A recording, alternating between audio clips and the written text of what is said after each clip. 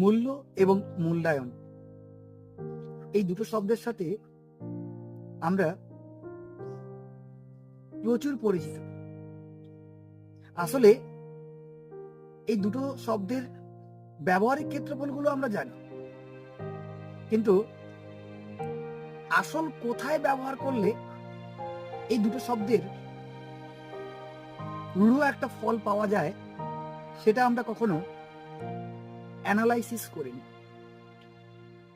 আসলে মূল্য এবং মূল্যায়ন এই দুটো শব্দ যার উপর ডিপেন্ড সেটা হচ্ছে সময়। অর্থাৎ সময়কে যদি কেউ মূল্য দিতে পারে তাহলে নির্দিষ্ট একটা সময়ের সাপেক্ষে সময় কিন্তু আপনার বা আমার মূল্যায়ন ফিরিয়ে দেয়। এক কথা